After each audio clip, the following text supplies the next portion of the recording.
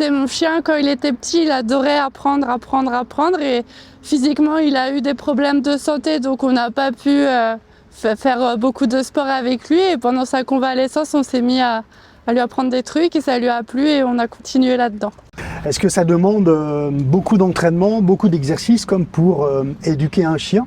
Oui, beaucoup, mais c'est sans contrainte, jamais de la contrainte parce que sinon on frustre vraiment le chien. C'est vraiment que du plaisir, c'est du jeu en fait. Quand on s'entraîne, voilà, enfin vous voyez, elle finit, elle joue, c'est du jeu. La récompense, c'est du jeu. Quotidien, je dirais, ouais, tous les jours, 10-15 minutes pour lui. Après, des chiens comme on voit des borders et tout, c'est 1 heure, ils sont infatigables ces chiens.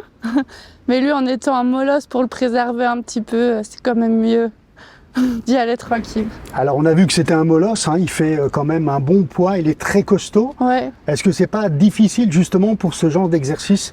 Bah non, justement, j'ai choisi le HTM parce que physiquement pour lui, il tient encore mieux la position que certains borders parce qu'il reste en mode bateau. Il n'est pas à bouger comme les borders qui sont ultra souples. Donc pour cette discipline, ça m'arrange qu'ils soient un peu raides pour pouvoir rester bien en position, bien droit. Qu'est-ce qui est le plus difficile justement dans cet exercice avec ce chien? C'est de le garder concentré tout le long parce qu'il y a plein de stimuli, il y a des trucs qui ont l'air cool à l'extérieur, mais c'est vraiment important de garder son regard et sa concentration. Comment on arrive à un degré de perfection comme on l'a vu tout à l'heure? Avec beaucoup de complicité, parce que je pense que même si le chien, ils adorent apprendre, s'il n'y a pas de complicité et qu'il n'a pas envie de faire plaisir, le jour J, il nous envoie bouler. Comment est-ce que vous communiquez pendant l'exercice, pendant la compétition? Tout à la voix. En tout cas, en HTM, tout à la voix. Après, en freestyle, comme des fois, ils doivent envoyer à 20 mètres, ils sont aussi codés sur les gestes. Ouais.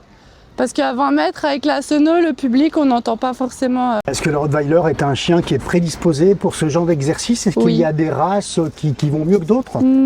Je dirais pour le HTM, plus les grands chiens, parce que c'est plus facile de nous suivre qu'un petit chihuahua qui doit marcher 3 pas pour nous suivre. Lui, il est assez dans le rythme.